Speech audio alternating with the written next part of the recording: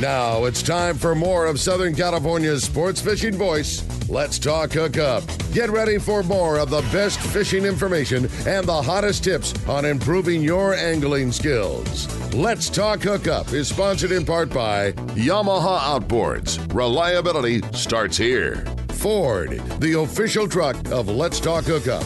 Shimano Rods and Reels. Fish with the best. Shimano. And by Rancho Leonero, where your wildest Baja dreams come true.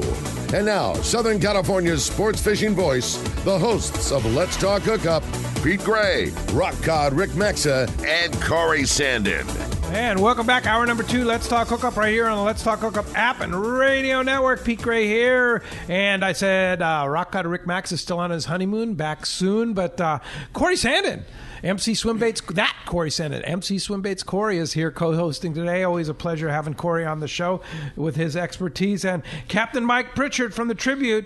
And what a prize Mike brought. Huh? Oh, are you kidding me? I mean, an overnight trip on the Tribute. I mean, that Mike, that's totally cool. One lucky caller. Lines are lit up, but give us a shout at 833-288-0973. All right, time to find out what's biting there, Corey. Let's do it. And the Catch Report is sponsored by the Fish Pros at Fisherman's Processing in San Diego. Not only they offer the best processing for your fish when your trip returns to the San Diego landings, as well as your private boat catch. Now with Fish Pros a Market, you can purchase fresh fish, smoked and jerkied fish, spices, rubs, smoked cheese, and their famous tuna burgers at their amazing Poke Kit at their convenient Liberty Station location, or order online at fishmansprocessing.com. Let's talk to Captain Mark Wish from Pacific Edge with our private boater report and our fishdope.com reporter. Good morning, Mark. Good morning, Mark. Hey, good morning, Pete, Corey, Mike. Great show here today. So great. Without a doubt, guys, this was a very interesting week of fishing. We've had some of the best of times and the worst days ever offshore these past few days. Yeah. So starting along the coast, right here locally in my backyard, kind of quiet overall, surprisingly slow for this time of year, but oh well. Highlight is definitely those big yellows living on the mussel farm.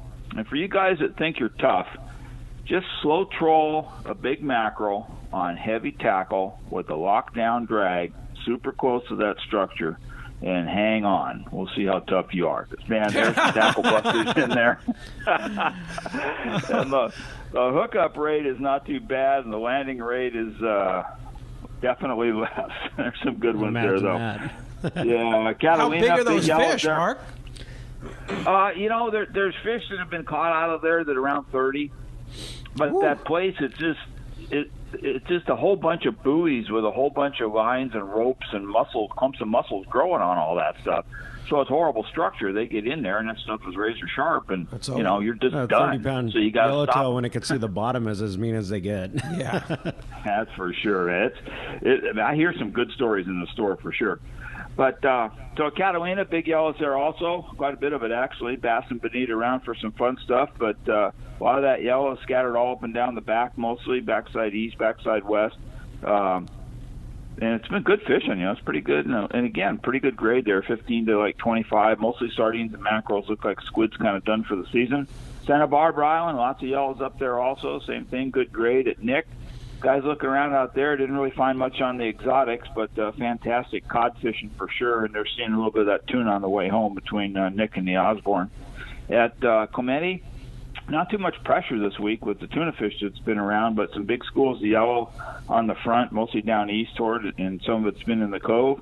And then offshore, that's definitely where it got interesting this week. Last weekend was like basically dead slow almost everywhere, and then a bunch of bluefin showed up backside of Catalina, kind of below the 172, and outside the Farnsworth there all the way out to the 499. And for 3 days, man, it was like wide open fishing on that nice grade bluefin, and unfortunately a huge fleet of boats on it. And then it either moved on or went deep, and boy, it definitely dropped off yesterday for sure. So we'll see where that stuff pops back up. And off San Diego, guys looking at a lot of yellowfin. Hopefully that gets with it. And more marlin showing up around the east end of Catalina, down toward that 277.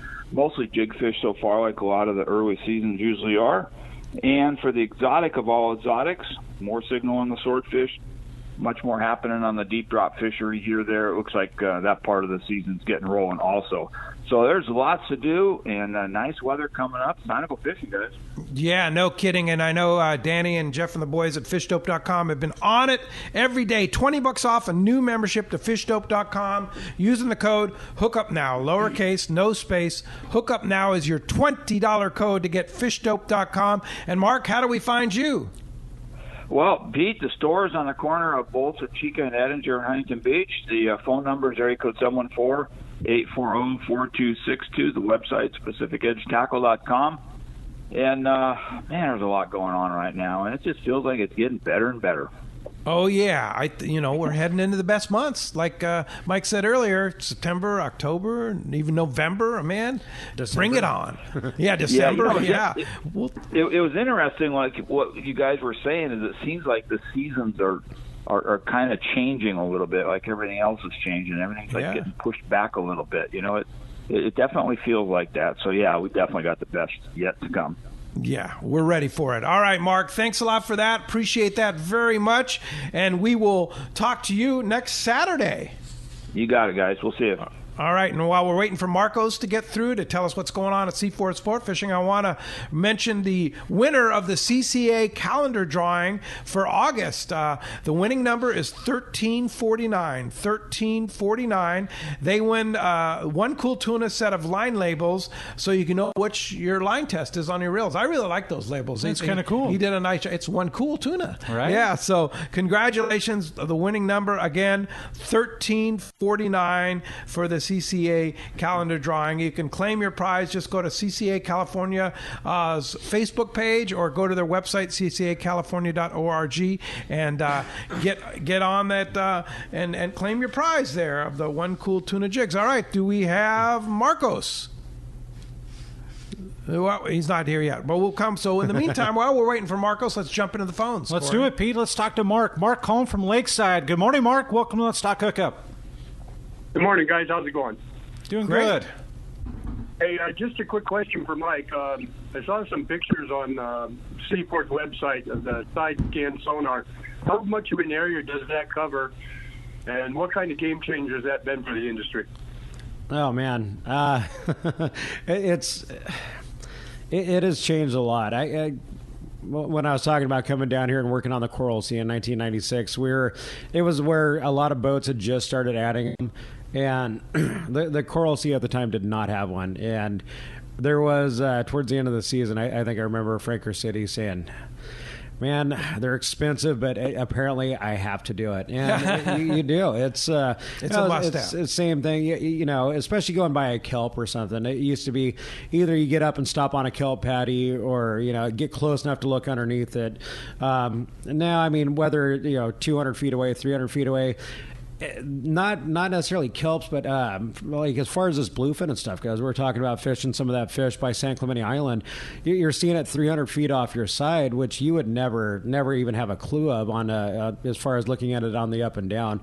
Depending on the sonar, the setting, what you're fishing, these big schools of bluefin, we're using our sonar out 500-600 feet, and sometimes 500 or 600 feet. Even past that, you hear them and you don't even see them. You start hearing that scratch on the sonar, and as you get closer, but that's a long way. Yeah, that's the difference between turning on a spotted fish and never even knowing it was there, which is a really good possibility. I mean, and it's not just tuna fishing. I love using it for rockfish, yellowtail, just everything. Really, it's a game changer. So you can see on the bottom, you can see rockfish. Oh yeah, just angle the cone down, and you're looking at the bottom in 30 to 50 fathom. Yeah, hard spots. 500-600 feet. There it is. Depending on Wow. what you're fishing, but and it's funny because you don't think about rockfish moving, but they do, and they will, according to current and everything else. But you go over a rock that you're like, oh, well, there's nothing here, and you have your sonar on, you're like, well, they're 250 feet, 300 feet on the other side of the rock. So it is definitely a game changer. That's cool. As far as some of those pictures go, I think we had one up that was on like a 400-foot, 360-degree ring, and the entire port side was a spot of bluefin that we were fishing out by San Clemente Island. And it's, you get some of those. some of the schools lately are so big you never actually finish running them over, and it's comical. You'll be driving over them for a few minutes, and they're 500 feet in front of you, 500 feet behind you. 20 fathoms, 30 fathoms of fish underneath you. There's some big schools around. That's crazy. Wow. Pretty big neat. schools. Hey, good question. Thanks a lot for the call this morning. All right, we continue with the one and only Marcos on the radio from C4 Sport Fishing. What's up, Marcos? Good morning, Marcos. Good morning, guys. How you doing today? Hey, Mike. Great. Well, I'm pretty sure you guys are going to get a good overview of that offshore fishing there for those overnight and longer trips, and starting to see a bit more of that bluefin and yellowfin again out there. It took a little lull for a bit there, but looks like it's picking back up a bit. Full day trip. Be careful with those. Some of them are trying to take a look at the islands. It's a little tougher for them. Seems like some of that stuff might be just a little out of reach for some of those guys there. But still seeing a little bit of stuff on there. Some yellowfin on the San Diego on Thursday. Yesterday, some bluefin and yellowtail. So going the right direction again back there. And then the half-day trip, still fishing, of course, locally there, catching those good rockfish in the morning, some calico bass in the afternoon, nice mix of fish on there. Some nice weather, and I know, especially if you live east of the 5 there, the weather's been really warm, so definitely good time to get out there, go fishing. Check the website, seaforthlanding.com. We have our full schedule up there for those half days, those full days, those overnight longer trips. Check the full schedule there. You can make your reservations online. You can always give us a call at the office, 619-224-3383. More than happy to help you guys out. Get you out there fishing. Yeah, and there's still fish to catch, and it's just going to get better from here, and time to book your trip. Absolutely. Like I said, a little bit of a lull there, but like we've talked about, it just gets better from here on out. And again, some of our best fishing in the last handful of years here has been September, October. So plenty of room to go fishing, plenty of time, and get out there and catch some fish. And some of the best weather, too, I think, in September. Absolutely. October, I'd say. Yeah. No doubt. Hey, thanks, Marcos. Appreciate that report, and we'll talk to you next Saturday. Talk to you then, guys. Yeah, thank you, Marcos. And our FishDope.com report is sponsored in part by the Sato Crimp and Winder Company with products for serious sport fishermen. Looking for a better way to get bid on these finicky tuna? Make your own seamless top shots down to 40-pound fluorocarbon with a Sato Crimp system. Easy, cost-effective, and big fish proven. It's all about bait presentation, and a Sato Crimp system will give you a seamless, easy-to-cast connection. Get the Sato Crimp and supplies at tackle stores like Fisherman's Landing and the Longfin. Indeed. Good system to do. It's a great system. And you talk about a seamless connection, no knot to go through your guides. And Sato Crimp system. Gary is a really good guy. Oh, yeah. One of those good guys. Yeah, and now Darren Doy, who you know. I didn't know this. Is now the owner of the Sato Crimp Seriously? system. Yes. When did this go down? It just happened recently. And so Darren's going to actually be on the show here next month. An even better guy. Yeah. Well, Darren, not that Gary's not well, a good no, guy. they're both great guys. And Gary's still involved. Yes. He's still, but Darren's this is new news. He's taken it to new levels. Let's just put it that way. I like it. Because he's a creative guy and has done a lot in the industry. Darren is very, very creative. Oh, yes. yeah. No doubt about it. So watch for the Sato Crimp system and all those products that he represents. And he's going to be on the show when? He's going to be on the show in September. Okay, yeah, I like it. So watch out for that. Can't wait. Let's go ahead and jump back of those jam-packed phones, Corey. Let's do it. Let's talk to Randy. Randy calling from Costa Mesa. Thanks for joining us this morning, Randy. Good morning, guys. How you doing today? Doing awesome. Good morning. Hey, I just wanted to talk to Mike. I fished with him back in the early 2000s on the Excel several times and really enjoyed my time with him. And it was just a lot of fun. And my question for him is, what's the biggest problem that you see with anglers on your day-and-a-half trips?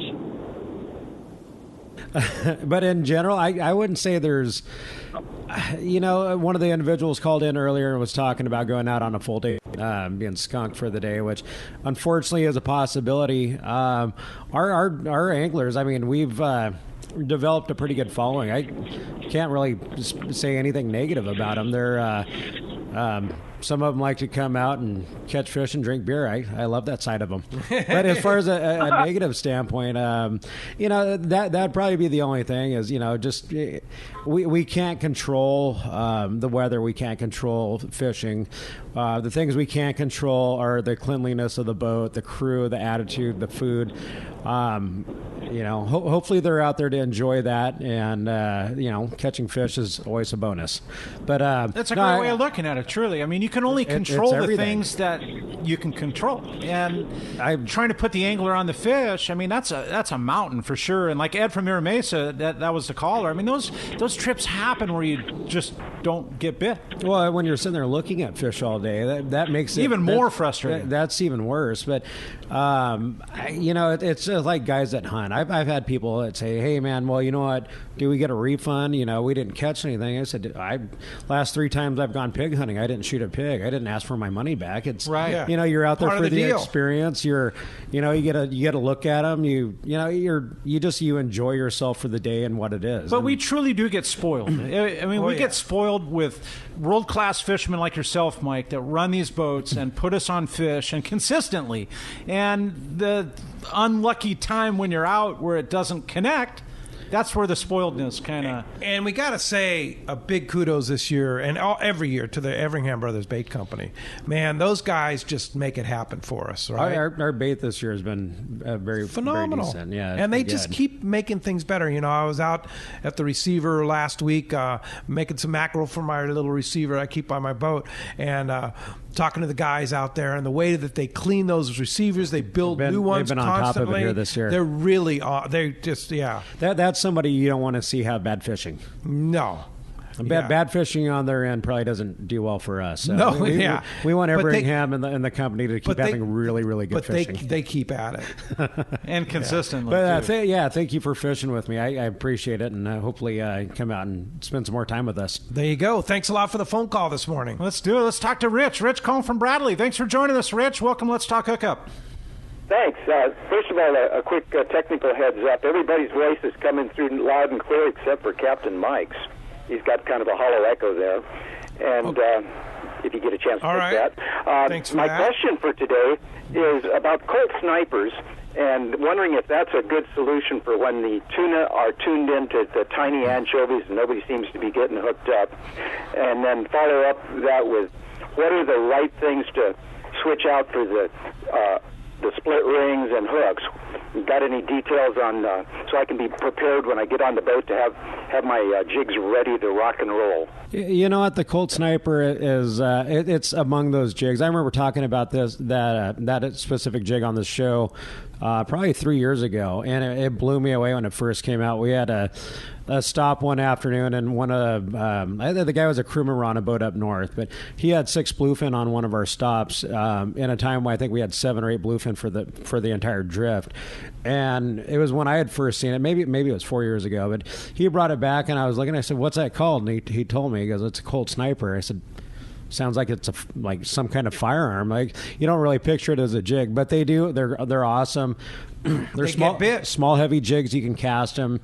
A lot of these spots that we've been rolling up on lately, the little foamers and like that, you get a chance to wing one of those things, and you can cast them fairly well. They're heavy. They go through the air well, and a lot of times it gives you that opportunity to get bit before the boat even comes to a complete stop.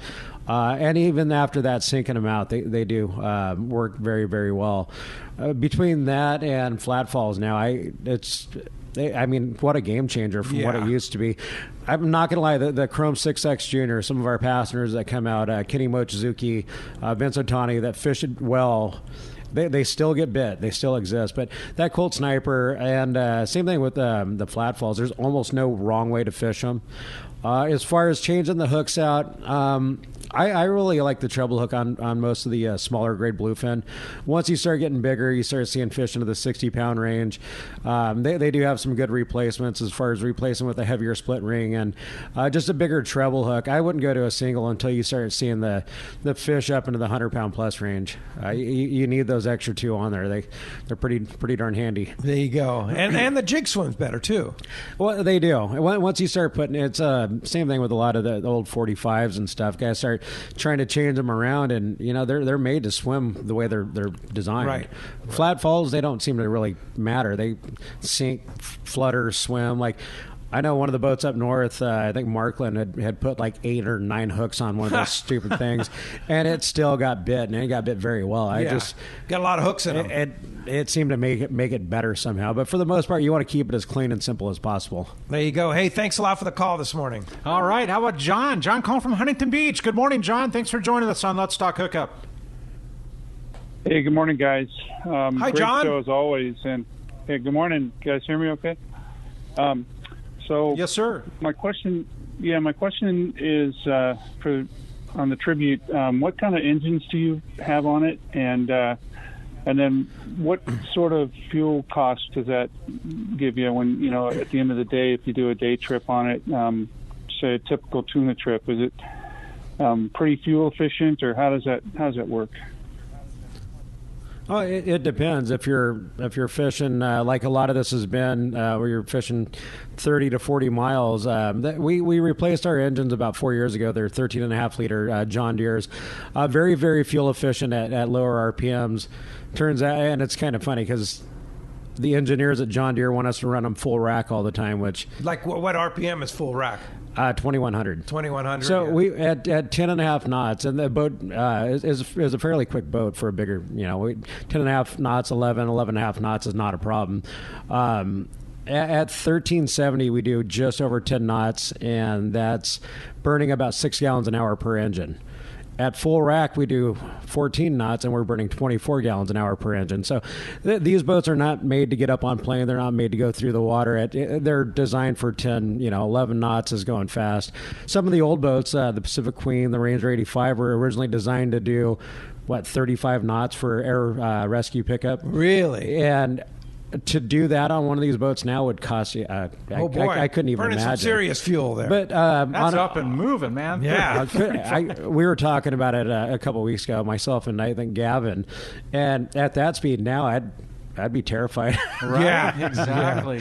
Indeed. But on a normal overnight tuna trip lately, we burn about 200 gallons. The stuff that we're fishing up the backside of San Clemente, doing it on a one-day trip, you're doing 10.5, 11 knots the majority of the way, and you're looking at 300 gallons a trip or somewhere right in there. So, I mean, it's a nice change from what it used to be, the old 3406 cats that were in there that at the same RPM or at the same speed would burn an extra gallon and a half, 2 gallons an hour per engine. So it's a good day and age for fuel savings on these things. Cool. That's some All good right. stuff. Hey, thanks a lot for the call this morning. Yeah, thanks for joining us this morning, John. We're going to be right back on Let's Talk Hookup. More from Mike and the Tribute when we return on the Southern California Sport Fishing Voice, Let's Talk Hookup app and radio network. This is Captain Tim Ekstrom from the long-range vessel Royal Star. With my partners Randy Toussaint and Brian Sims, we have set the bar of the long-range fishing experience. A spring 8-day, a summer 5-day, or a fly-down, fly-back 11-day winter trip, we deliver the highest quality long-range voyage you will find. From our premium RSW fish storage to our top-of-the-line chefs and crew, Royal Star distinguishes itself from all others. Want to grab a spot on the Royal Star? Check us out at RoyalStarSportFishing.com or call Tracy at 619-224-4764. When it comes to fishing rods for saltwater, there's just one name you need to know, CalStar. Take, for example, the Graphiter series. It's a true graphite and fiberglass composite rod, the finest it's ever been built. And for anglers seeking traditional performance, durability, and quality at an affordable price, the CalStar West Coast series of rods and blanks are the ones for you. Their master craftsmen bring decades of rod building experience to every rod they make. So if you want your fishing rods to be truly state-of-the-art, I always recommend CalStar at fine tackle stores everywhere. It's another innovation from Seaguar, the proven leader in saltwater leader material. Introducing new Gold Label Leader. It's Seaguar's thinnest leader material yet, 18% thinner and 17% stronger than any other Seaguar leader. That means it's even less visible underwater and creates more natural presentations for better catch rates in clear water and on leader-shy fish. New Gold Label is made with exclusive Seaguar fluorocarbon resins in a double structure process which provides exceptional knot and tensile strength. Yet it's soft and cinches easily for fail-safe knots. Get Seaguar Gold Label at your favorite tackle dealer or learn more at seaguar.com. Gotta love California in the summer. Just remember, COVID is still with us, so if you're going to the water, plan ahead, follow local public health guidelines, and make sure everyone wears a life jacket. Save the ones you love. A message from California State Parks Division of Boating and Waterways. One of the dream trips for most anglers is Alaska. There are so many lodges. How do you make a choice? It's easy. Choose the one most Let's Talk Hookup listeners return to time after time. Kingfisher Charters in Sitka, Alaska. No one does it better than Kingfisher Charters. They offer the best service, the most comfortable accommodations, fantastic food, and the finest charter captains in Sitka. All for the ultimate value. One visit and you will understand why nobody beats Kingfisher Charters. Sitka is famous for some of the best runs of salmon in Alaska. And if giant Alaskan halibut is your target, the expert captains at Kingfisher Charters know the hot spots and can put you on a fish of a lifetime. Plenty of rockfish and huge lingcod are there too. And when it comes to fish processing, the best in Alaska is Kingfisher Charters. It's all included in your package. In fact, everything is included except tips. It is truly amazing how the Kingfisher crew continues the quality of service they deliver year after year. Kingfisher Charters, 800-727-6136, or check kingfishercharters.com. Welcome back to Let's Talk Hookup, and having a great time with Mike from the Tribute. Yeah, talking fishing here, and we're ready to go here, so let's go ahead and jump in the phones. Let's do it. Let's talk to Bill. Bill calling from Mission Viejo. Thanks for joining us this morning, Bill. Yeah, good morning.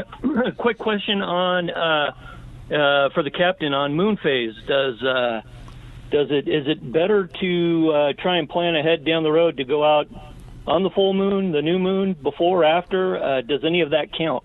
You know what? I wish there was a dead set answer for that. I've seen fish bite every day of the month, regardless of moon phase. I've seen them not bite almost every day of the month, regardless of moon phase. It does seem, what I've always thought, during full moons, it seems like you do have better evening and morning fishing. Like the fish may be up feeding throughout the night, and I've thought about this over the years, and it still seems to stick. It's first thing in the morning. A lot of times you see really good morning bites, and then they're in the evening. But same deal. I've seen them bite all day or not bite, regardless. I know a lot of people. The Vagabond used to be really big on bluefin set trips during a moon phase, and that was back when bluefin fishing was a little more sporadic. Now you can look at those darn things every day, regardless, full moon, quarter moon, no moon. They anytime you think you have them nailed down, they'll find a way to somehow ruin that. So, does it ever get frustrating for you, or is it just part of the job? Well, it's frustrating. I had a really, really good charter group last weekend. Pin Air, Alex Miranda, they've been chartering us for years. They do two-day trips with us. And it was probably the worst catching trip I've ever had. We went down the beach. We went looking the first day down below Ensenada. Ended up, the weatherman was off. Imagine that. And we encountered just 15 to 20 knots of wind all day coming back up. We had 2 yellowtail. The following day, we had 1 yellowfin. We were talking about that earlier, fishing, the bait balls by the whales.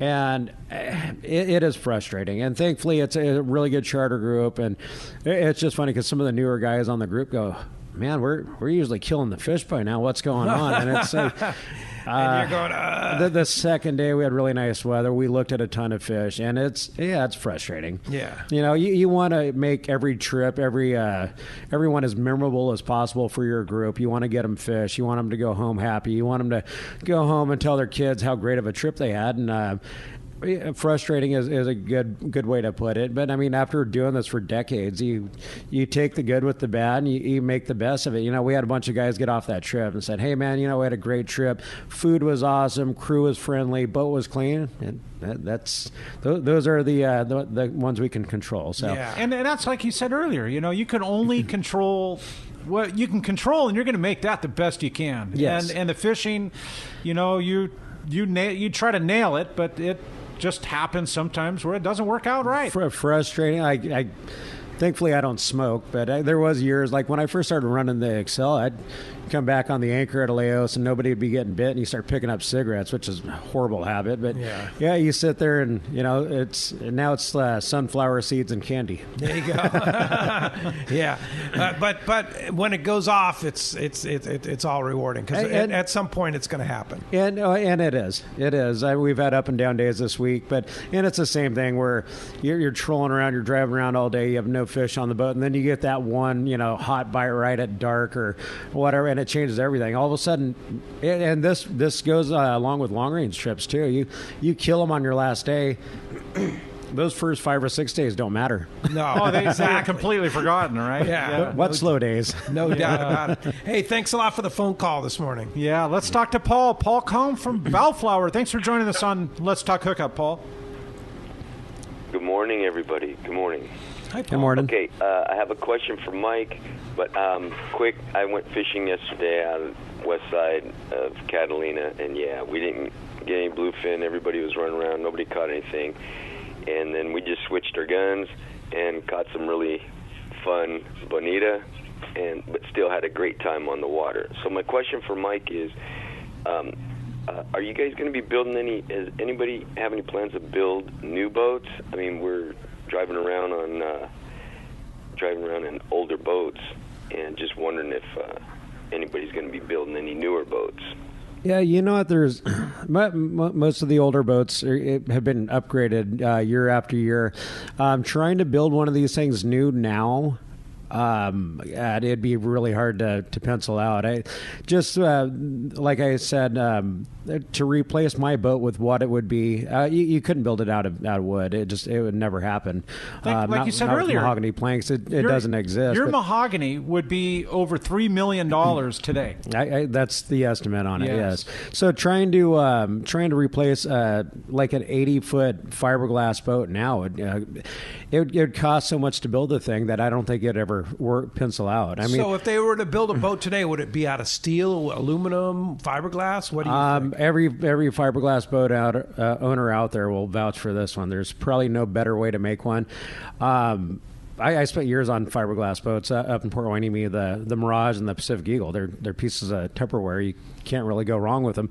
Unfortunately, they're really expensive. Same thing with, you see the price of steel, the price of aluminum. Some of these newer boats, the Intrepid, the Independence, the Top Gun 80 is the flip side. It's fiberglass, but it costs so much now that the ticket price and the charter price you'd have to see to make that work would be through the roof.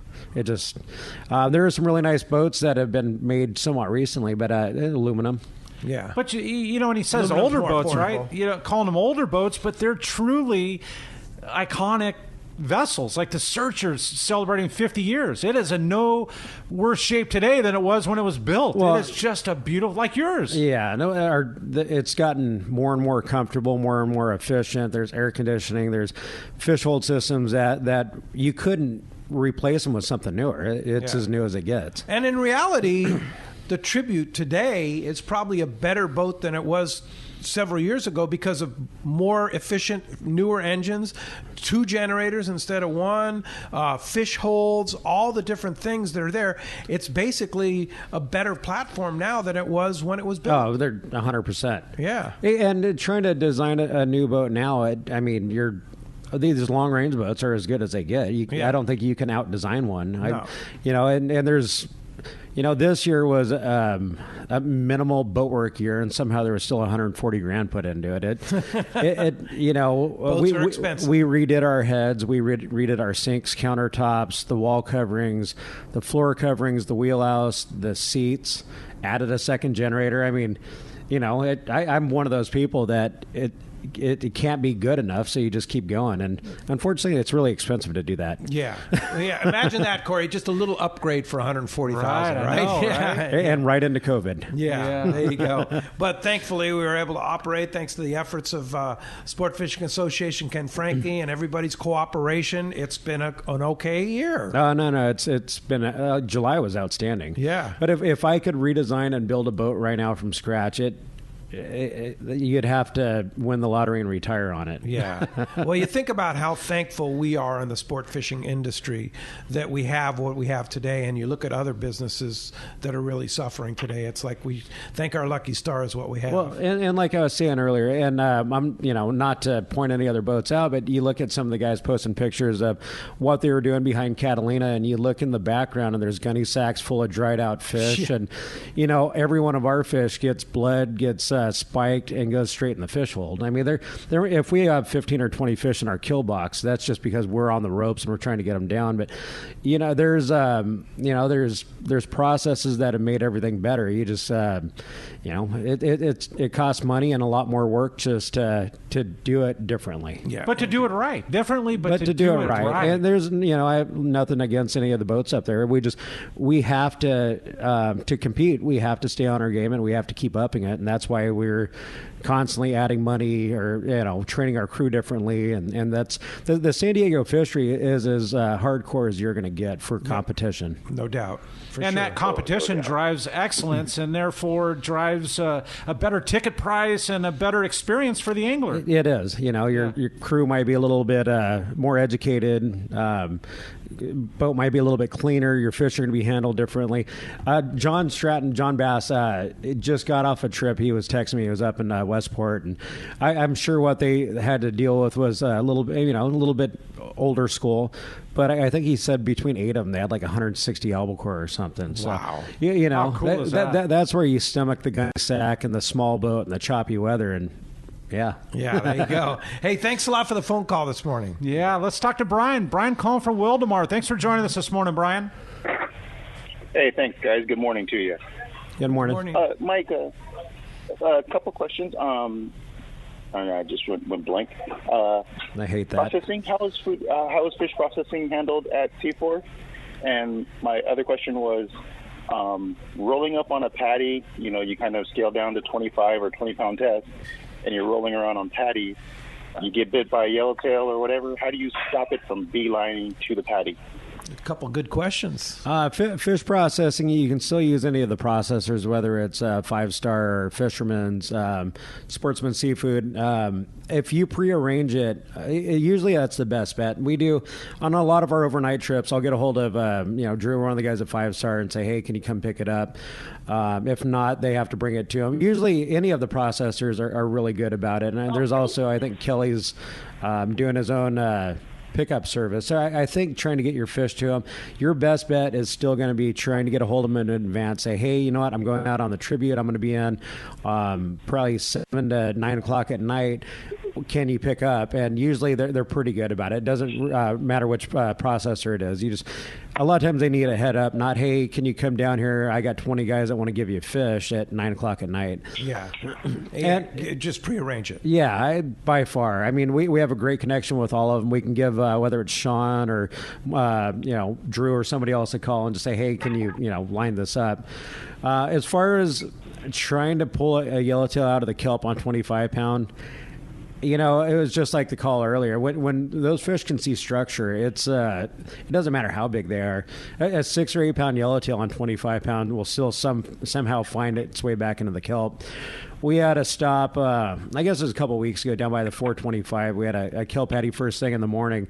We picked up 54 yellowtail on it. Whoa. And at one point, there were so many people stuck in the kelp that we ended up with the kelp patty stuck to the side of the boat. And we had the kelp patty to you. And they were nice, great fish, 13 to 20 pounds on average. They're good ones. And we started backing away from it. I said, all right, the next guy who gets stuck in the kelp and brings it back to the boat is buying beer for everybody for the rest of the day. Like, we cannot do that. And you get the kelp up, and a lot of times once those things get in the kelp, they're gone. Yeah. They'll just sigh off, right? Well, they somehow, between the kelp or whatever, they'll find their way to get the hook out of them. And you're pulling on that kelp for 5 or 10 minutes, and you finally get it up next to the boat, and there's no yellowtail in it anymore. Yeah. It's always a bummer. Your best bet, honestly, is pulling hard enough to break it off. Once it gets in that kelp, the success rate really goes down. I mean, just pulling that thing. Just have enough drag, button down your drag, and just try and get it to you. And if it's a good bite, you don't want to spend 15 minutes pulling on the kelp patty. For sure. When the guy next to you, picks up 2 or 3 in the same time period, you lean on them. You can pull pretty hard on 25-pound as long as your connections are set. Yeah, but once they reach that kelp, it's odds are pretty high that you're going to lose it. Yeah, or you're going to spend, like I said, the entire stop pulling on that thing while everybody else is catching fish. Yeah, so there you go. So maybe if you break them off, go tie another hook on and go catch another one. If you break them off, at least you know what happened. Yeah, pulling on that piece of kelp, it's just it's a bummer when you think you have this big yellowtail you've been pulling on for X amount of minutes, and you finally get it up next to the boat, and you see the hook stuck around a piece of kelp and no fish. Yeah, for sure. Good him. Hey, thanks a lot for the call this morning. Yeah, some fun pandemonium for sure, talking kelp patty fishing. Yeah. Yes, let's talk to Dan. Dan calling from El Cajon. Good morning, Dan. Thanks for joining us. Hey, good morning, guys. Great show, and thank you so much for all the great information you bring us week after week. I really appreciate it, and I know many of the other guys out there do as well. My question is, what is the most difficult thing with this COVID that you have to maintain, day after day on your boat? It's not. In the beginning, it seemed like it was going to be extreme. You're trying to figure out how to, completely sanitize the boat in between trips. I sat through a seminar with a few other boat captains. one of them was Jim Hughes, or Rambo from the Cortez, and trying to find the best way to take care of our crew and our passengers, and that it's just a commercial style fogger and a hospital grade disinfectant. We go through, and it takes about 15 minutes to do the entire boat. You go through each bunk, each curtain, each pillow. We do have vinyl covers on our pillows that can be clean, wiped down, sanitized. So what we ask you to do is bring your own blanket and your pillowcase, and then that's pretty simple, really. I mean, yeah, to keep everything just clean and sano. We, like I said, I sat through about an hour and a half long seminar trying to learn, what we should and shouldn't do, and different options as far as different chemicals. But it's something we go through and spray. It's got to be left on the surface for 10 minutes. You don't have to wipe it off, but it does cover everything. We hit the galley, hit the staterooms. That's been a big part of it, cutting down the load. We normally fish with 32 to 36 people, and 30 people on my boat is very, very comfortable. Max. Yeah, and wow. It's just a change that we've had to accept and we've gotten used to. And how does that change the ticket price? We did go up a little bit, and we left a little bit of a buffer. If we book by one over, we still have room for it. But we just basically figured out the difference in price from what a full load would be at $270 as opposed to knocking it down a few people. It went up a little bit, but not a lot. No, we're at $290 for our open party trips right now. So, yeah. That also we don't. Seaforth does not charge 3.5% for your booking fees. It's something that John and Jeff Yamati, the guys at the landing, thought, it's just better not to do that. So we incorporated a small part of that into the ticket price. But this way, you're not getting hit with any extra. It's like in the days of fuel surcharges. There's nothing hidden behind that. You get on the boat, you pay your ticket price, whether you book online, however you want to do it. And, it knocked down by a couple of people on a boat makes a big difference. Yes. Our standard open party load was 36. That still leaves 6 open bunks for us, down to 32. 4 guys is a big difference. 2 less guys on these trips now, 30 to 32. I'd hate to say it, my crew's going to get spoiled. They're never going to want to see bigger groups on the boat again. More than 30 again. When we were doing our open party 3/4 day, if we did any overflow trips behind the San Diego, we were doing 45 guys, which is still a light load for what that boat used to carry. And you come down the stairs and you're like, oh man, I don't like this. It's, the way you have to do it. The difference between 5 or 6 people, even 2 people, it makes a big difference you on think the rail. The difference of 5 people at the bait tank. Yeah. Think about that. 5 people in the galley, 5 people, waiting for dinner, waiting for a head. 5 people can be a lot. Yeah, for sure. So that was it. I mean, our biggest thing is, cutting down, making sure that everybody's got their mask boarding. Everybody, we do a straight COVID seminar, please cover your cough, your sneeze. We did add hand sanitizer stations around the boat. We have antibacterial soap in the heads. We put simple things. We put a trash can outside the head doors so you can open and shut the head doors with a paper towel, drop your paper towel in the trash can, and not have to worry about coming in contact with anything else. I mean, there's a lot put into like it. That. Yeah. Good question. Thanks a lot for the phone call this morning. Appreciate that. Let's talk about food on the Tribute. So overnight trips, a day and a half trips, and multi-day trips. Are there some trips where the food's included, and what do you do for meals? Anything over 2 days on our open party trips, food's included. Daniel's been our cook here for years. He's great. He's he had a catering business. His claim to fame is he cooked at the Playboy Mansion, which what else matters after that? Yeah, right. But on our standard open party trips, you can't get away from, if you're on the boat for one day, a breakfast burrito, and a boat burger. Whether I want something different in the menu or not are your go-tos. Guys get on the boat, and there is something different about a boat burger. Or his breakfast burritos I should not eat daily. And I've told him, I said, look, if I'm on the boat for a stretch, I'll do a breakfast burrito the first day or two because they're so good. They're so good.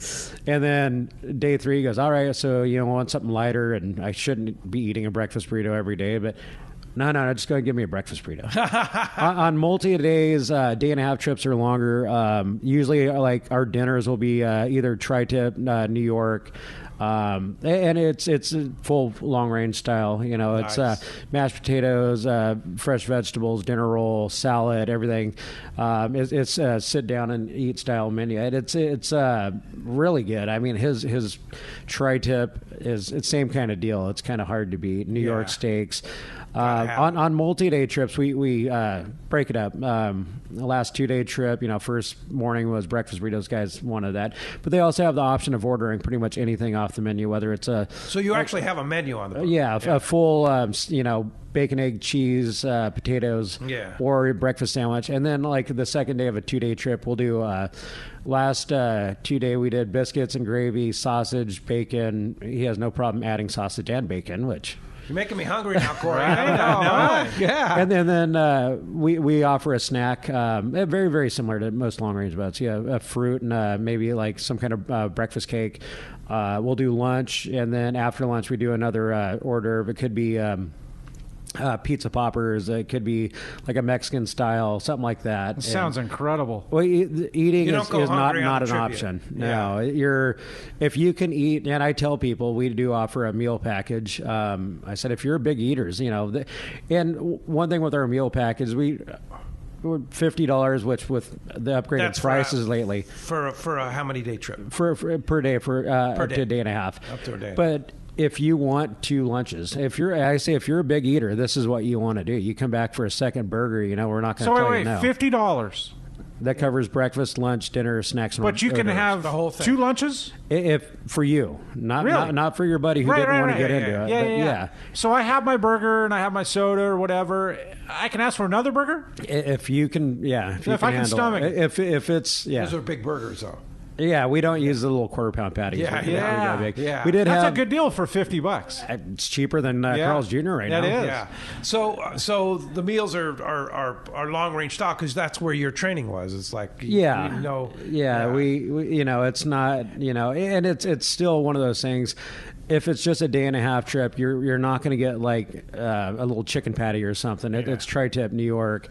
I do have to say this. We had a guy come out, and I guess he was used to fishing on some of the boats up north where they use like quarter-pound or less burgers, and he ordered a 8x8. And I think that picture's floating around somewhere. So my cook made him a burger with 8 patties and 8 slices of cheese. Holy mackerel. And somehow apparently he finished it and didn't die on the spot. Wow.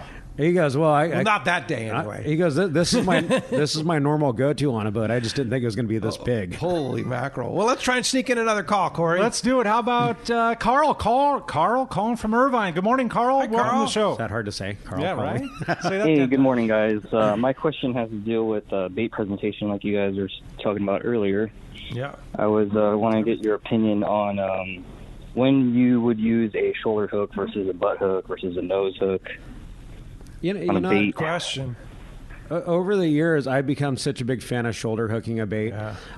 It swims better. It does get bit better than a nose hook bait. Nose hook baits are awesome because sardines look like they're designed with a spot to put a hook. They have that little spot of cartilage right in front of their nose. Swim for hours. You see guys soak baits when you're doing plunker bites, and they maybe not hours, but they wind them in after a while. And as you're dragging it through the water, it's basically forcing water through its gills. And if you're fishing the slide, it's a good way to go because if there's any drag behind it, if you belly hook a bait or shoulder hook a bait, and if you're not just completely dumping line on it, that bait starts getting drugged sideways. A nice thing with a nose hook bait is it's still getting drugged through the water, and it looks natural. Belly hook baits are great if you see fish boiling next to the boat and you need to get bit instantly. That bait, if you do it right, if it's a good bait, it'll hit the water and bolt, usually down.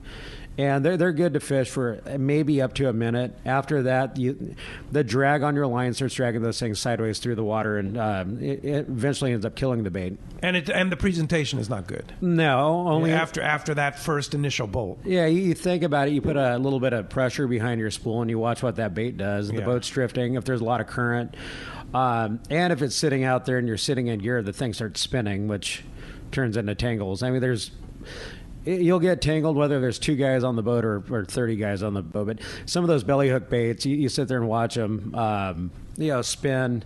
And one of the worst things you watch happen is guys trying to do that with an egg sinker. Your egg sinker is going down, your bait's going out belly hooked, and it's going sideways. It's always a good way for tangles there. But it really depends. I'm still a big fan of the shoulder hook. There you go. Thanks a lot for the call this morning. Good way to do it. Thanks for joining us this morning, Carl. We're going to be right back on Let's Talk Hookup. We're going to find out who won this overnight trip on the Tribute with Captain Mike out of C4 Sport Fishing when we return on the Let's Talk Hookup app and radio network. A top fleet and superb fishing is what Seaforth Sport Fishing in Mission Bay is all about. With free parking and fully stocked tackle shop, it's no wonder Seaforth Sport Fishing is a favorite among anglers. Come aboard top boats like the Aztec, Cortez, Endeavor, Apollo, Outer Limits, El Gato Dos, Pride, Tribute, Pacifica, Pacific Voyager, and the Voyager. Plus the new Seaforth, Sea-Watch, and San Diego offer the finest half and full day trips available. Seaforth Sport Fishing. For charters or regular open party schedule, check seaforthlanding.com. Run by fishermen for fishermen in Mission Bay. Hey, it's time for the 30-second Power Pro seminar. Here's the hot tip for those of us that like to fish with small reels for big fish. Fill your spools with Power Pro Max Quattro. It's 25% thinner than standard Power Pro. That means you're going to get more line on that small reel. Plus, you can fly line your bait more effectively. Here's another tip about Power Pro Max Quattro. Your casting distance will increase in addition to increasing your spool capacity. So downsize your tackle and use Power Pro Max Quattro. Check powerpro.com for more information. Hi there, I'm Hayden from Fastlane Sailing and Kayaking, Southern California's go-to spot for Hobie fishing kayaks, right on the water in Mission Bay. And let me tell you, we have big things going on in the shop this time of year. This November marks the 40th year anniversary of Fastlane Sailing and Kayaking. And as a family-owned and operated business, my family and I would like to thank all of our friends and customers for the support over the decades. We also have the brand new 2020 model year Hobie fishing kayaks, introducing new features like the automatically retracting kick-up fins, as well as the revolutionary new Mirage Drive 360, which allows you to rotate and steer your Mirage Drive 360 degrees, giving you 100% control over your fishing kayak. Hobie's also released a new line of more economic options, like the new Mirage Passport 10.5 and 12.0, coming in at only $13.99 and $15.99 respectively, while still including the Hobie Mirage Drive with comfortable raised seats and tons of fishing features. Get down to our shop, Fastlane Sailing and Kayaking, right on the water in Mission Bay, and see it all for yourself. Or check us out online at fastlanekayaking.com. For over 5 decades, Lee Palm Sport Fishing has set the standard in long-range fishing that they pioneered long ago. The Red Rooster 3 sets a new standard of excellence. The Red Rooster 3 is one of the most modern, quiet, and fastest long-range vessels in the fleet. They have handpicked the finest crew to make your trip a memorable one. The Red Rooster 3 offers trips from 3 to 18 days and runs year-round to the best fishing spots on the planet. Ride the Red Rooster 3 once and you'll be back again. Call the Red Rooster 3 at 619-224-3857 or see them on the web at redrooster3.com. Welcome back to Let's Talk Hookup. We've had a fun 2 hours talking the Tribute with Mike Pritchard. I love it, out of Seaforth. And one lucky caller today, Fiel in San Diego. You're the lucky one. You're going to be on an overnight trip on the Tribute with Mike. Yeah, thank you, Mike, for that. We appreciate that. And thank you. Great information and just superb operation. The Tribute out of Seaforth Sport Fishing, both the landing as well as the boat. If somebody wants to go on a trip with you, how do we do it? Well, you can always book through tributesportfishing.com. Take a look at our schedule. Seaforthlanding.com. You can give Marcos a call there at Seaforth, 619-224-3383. And always take a look at our Facebook page and see what we've been catching here lately. Looking at our schedule, there's one spot left for tomorrow night.